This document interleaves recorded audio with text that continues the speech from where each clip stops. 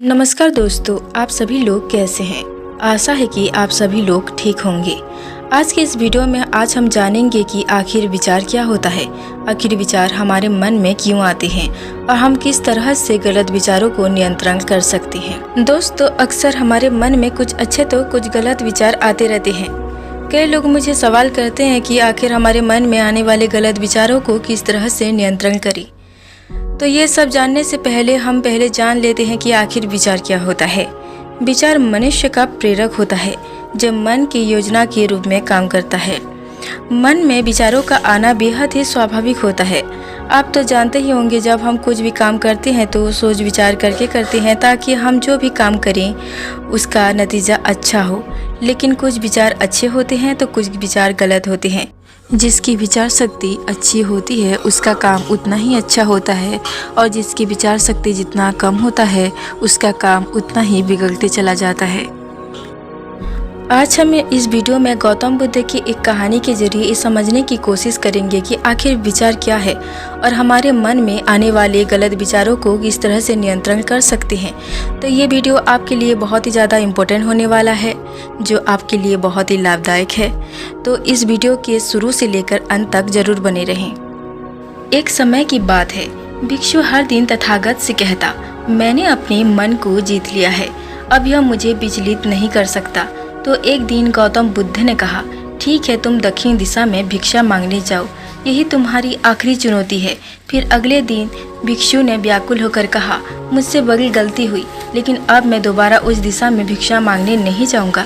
यह कहानी शुरू होती है जब एक बड़े प्रदेश का राजकुमार अपना राजमहल सब कुछ त्याग कर गौतम बुद्ध के संघ में शामिल हुआ था। शुरुआती दिनों में नए भिक्षु ध्यान करना सीखते, इसके साथ साथ गौतम बुद्ध उन्हें भिक्षा मांगने भेजते ताकि भिक्षुओं का अहम कमजोर हो, उनका व्यवहार विनम्र हो जाए। संघ में आने के कुछ समय पश्चात राजकुमार भी भिक्षाटन पर जाने लगा।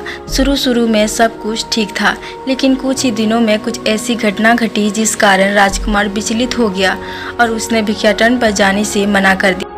भिक्षाटन का नियम था कि भिक्षु केवल 2 घरों में भिक्षा मांगते और नहीं मिलता तो आश्रम वापस आकर जल ग्रहण करते। एक बार राजकुमार भिक्षु नगर में भिक्षा मांगने निकला और दुस्सहयोग से भिक्षा नहीं मिली।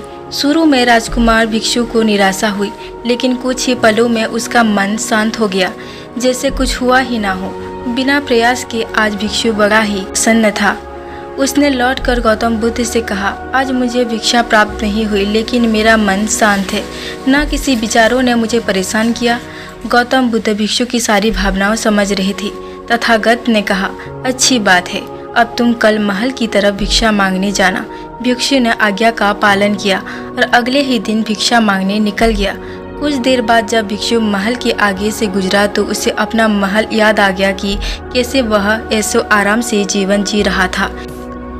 भिक्षु ने सोचा, महल में खाने को स्वादिष्ट पकवान मिलते और सेवा करने को कई नौकर होते, सभी प्रकार के सुख मिलते। ऐसा सोचते सोचते भिक्षु के मन में इच्छा हुई कि आज बढ़िया भोजन मिल जाए। तभी भिक्षु के सचेत हो गया, यह सब अतीत की स्मृतियां हैं, अब केवल इन्हें देख रहा हूँ। पुरानी यादों को ताज़ा होने से मन में कुछ इच्छाएं प्रकट हो रही है, यह भी मैं केवल देख रहा हूँ। अगर मैं इन शारीरिक इच्छाओं को पूरी करने की लालसा रखूं तो मन की शांति और यह जागृत अवस्था खो दूंगा। भिक्षु ने महसूस किया कि जब जब हम स्वयं को 2 कदम आगे ले जाते हैं, चेतना का स्तर उतना ऊपर उठता है। तब तब मन इस प्रकार खेल खेलता है। जब हम मन को शांत करने लगते हैं तब मन हमें बेचैन करने की पूरी कोशिश करता है। भिक्षु यह सोचकर बहुत खुश हुआ कि क्योंकि आज उसने आत्मचिंतन से मन के बारे में गहरी समझ और सूक्ष्म दृष्टि प्राप्त कर ली। भिक्षु ने आश्रम आकर गौतम बुद्ध को सारी बात बताई और कहा, तथागत, आज मुझे आपकी कृपा से सूक्ष्म दृष्टि प्राप्त हुई।